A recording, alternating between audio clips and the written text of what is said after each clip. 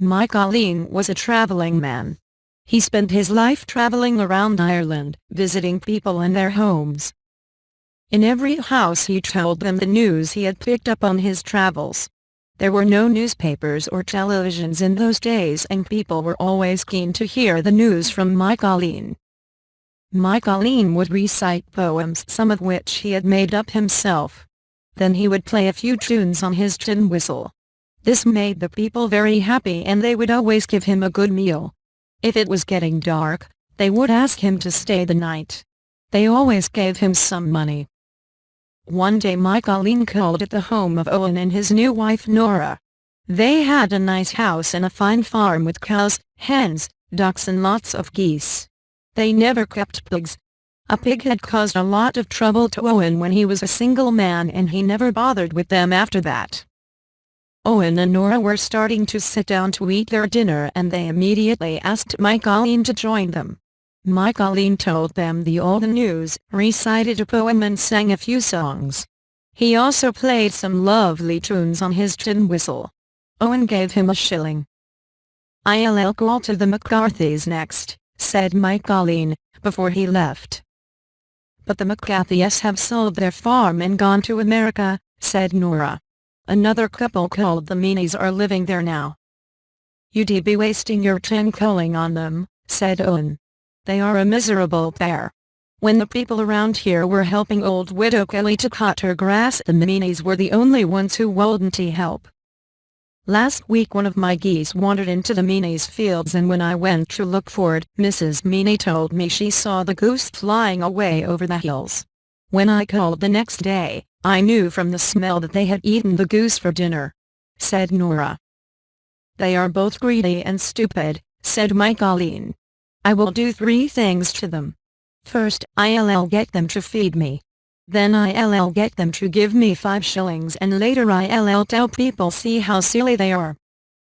Then Mikaleen waved goodbye to Owen and Nora and headed for the Meanies' house. On the way he picked up a stone from the road and wrapped it up in his handkerchief. When Mikaleen knocked at the Meanies' house, there was no reply. But Mikaleen knew they were at home because he could see smoke coming out of their chimney.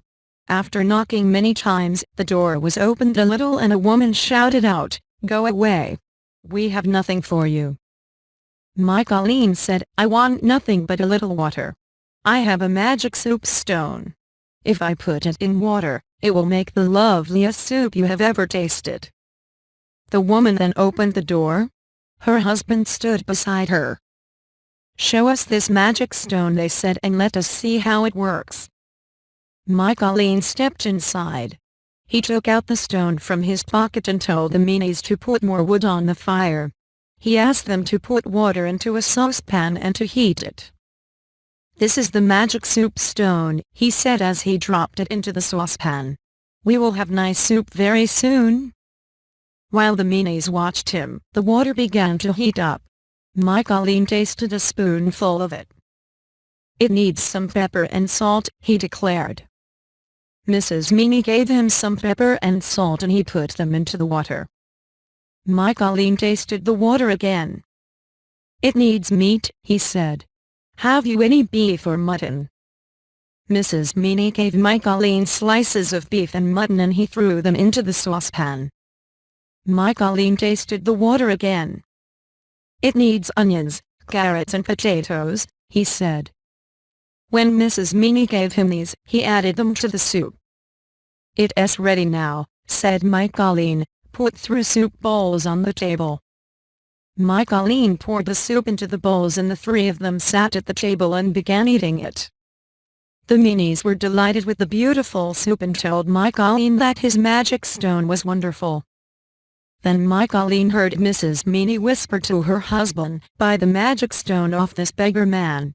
Then we can have lovely soup every day at no cost." Mr. Meanie offered Mikaleen a shilling for the stone, but the traveling man would not take less than 5 shillings. Mr. Meanie finally handed over the money with very poor grace and grabbed the stone greedily. Mikaleen put the 5 shillings in his pocket and left the Meanies' house. For the next few weeks, in all the houses he visited, Mikaleen told the people about Mr. and Mrs. Meany and how they had paid him 5 shillings for a worthless stone.